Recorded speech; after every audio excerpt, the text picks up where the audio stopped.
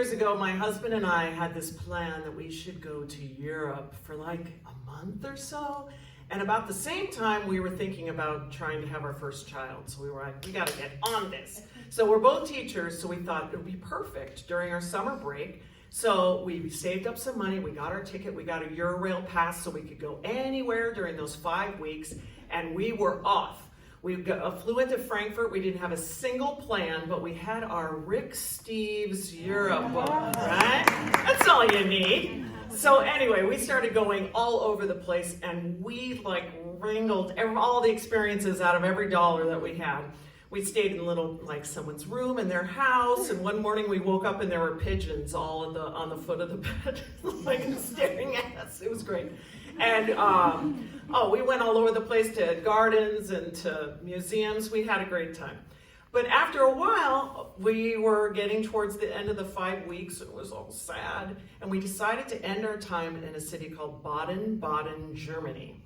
And they're known for having these amazing thermal waters and these like Roman style baths that you go and you can have this spa-like experience. And after having bed bugs and all kinds of different like raunchy experiences on the trains and all the places we went, we thought we should really, pamper ourselves a little bit. So we show up, and the first thing we find out is that you do this in the nude.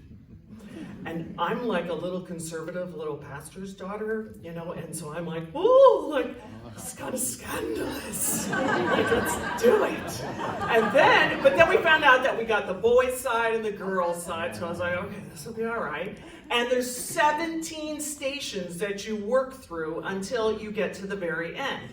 And each one is like different, hot or humid or cold or freezing cold or like a massage where they like take your skin off. So I said goodbye to my husband and off we went. And so I disrobed and I was trying to be as confident, like I do this all the time amongst a whole bunch of people, and went into the different places, sitting on a teak lounge chair, and then going into another one with all these different women. And I was like, wow, these are a lot of different bodies, but I was rolling with it. I was keeping it cool. But as things went on, people would say, oh, where are you from? And we had been gone for so long that it took me a second, because I grew up in California. I went to college in Michigan. My parents had moved to Chicago when I was in college, and then I moved to Alaska. I had to really think, like, where was I?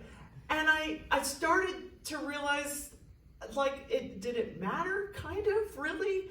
And it started to feel like when I would think of my home that I grew up in, and just like knowing how long you had to keep the toilet, the little handle down, that, the one in your house, that doesn't work for the company, or like the nail that we had on the wall for building forts, and the tree that I could get up and blindfolded, and that I loved my house. But when I had gone there a few years earlier, and I'm looking at this house I used to live in and loved so much, and our car just drove itself there, I had like no connection to it anymore. It was just a shell. It didn't mean anything to me anymore. And it reminded me of a saying that my grandpa had at their house, which is, a house is built of brick and stone, but a home is made of love alone. So I was thinking about that as we continued to go through. When I got to the massage one, these women had bristle brushes, and they're going like this, like Cinderella, trying to clean off the stains out of the floor, and then they slap your butt and flip you over, and I was like, okay. So kept going through the thing, kept talking with people, and then at the very end, I step out into the last one, and there is this huge room with this massive dome and a huge pool, and it's co-ed. And there's about 100-some naked people in this room, and I'm like, oh my, and I have to find my husband. So I'm like on one side, I'm like trying to figure out what's the etiquette of this, like, do you look in the eyes, not anywhere else? And I'm trying to find it, and I'm like, oh, okay, no, okay. And then like look up for a little bit, look like I'm doing something else. And eventually I come to this body, And the minute I see it, I like feel secure and warm and like whole. And of course it was my husband. We would hope. And when I saw him, it just flooded me with this thought that wherever we are, as long as I'm with him and he's with me, we're home.